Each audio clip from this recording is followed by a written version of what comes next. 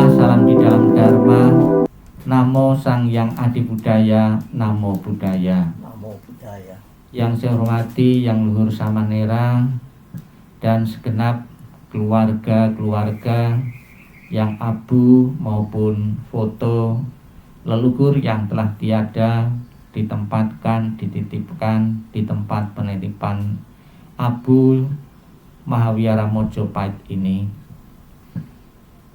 Baru saja kita membaca, kita mengulang khotbah-khotbah Sang Buddha, sabda-sabda Buddha, bahwa sabda-sabda Buddha yang terkait dengan ketidakkekalan pernah disabdakan Sang Buddha di beberapa kesempatan, di beberapa tempat, disesuaikan dengan peristiwa itu terjadi.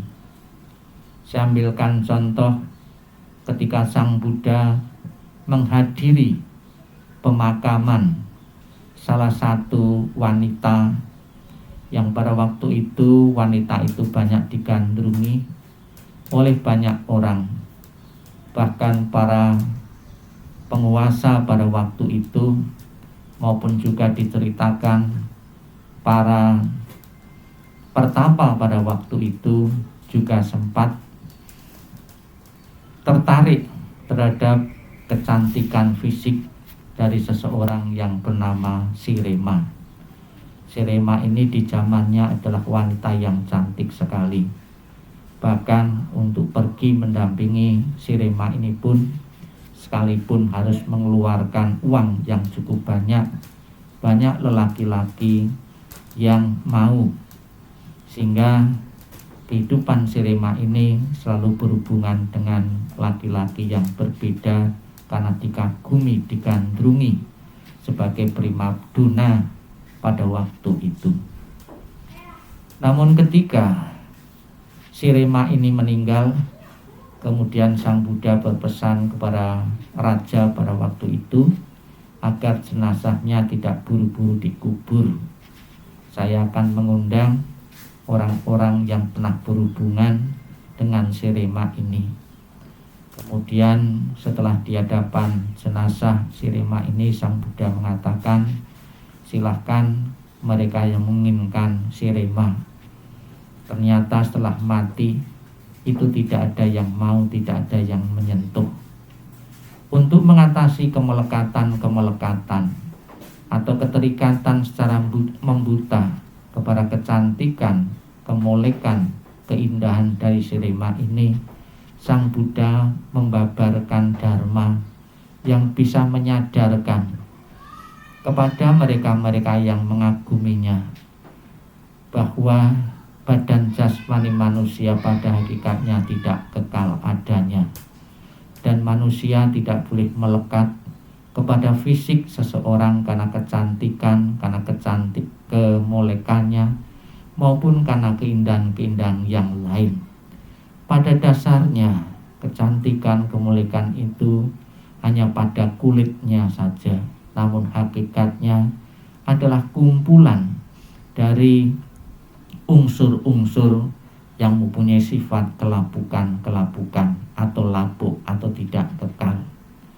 Dicontohkan ketika berada di jenazah Sirema ini, Sang Buddha mengatakan, tulang-tulang dan otot-otot dibalut dengan selaput-selaput daging. Badan ini diselubungi dengan kulit sehingga tidak terlihat yang sebenarnya. Banyak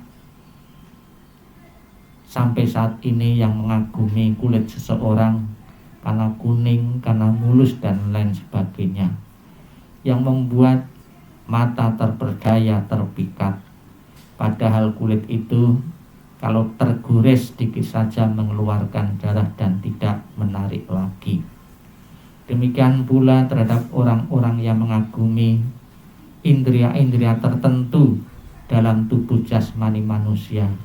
Ini juga sebetulnya adalah menjijikkan.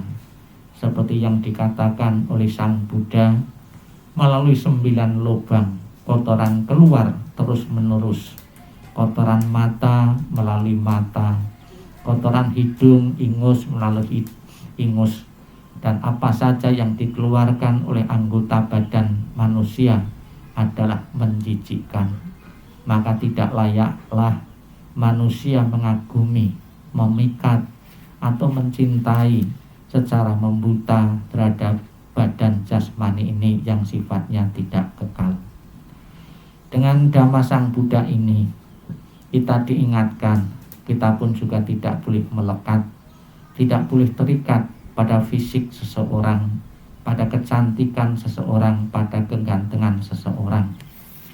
Kalau kita sudah terikat, tentunya akan menimbulkan rasa kebanggaan yang terlalu tinggi maupun rasa kesombongan yang terlalu tinggi.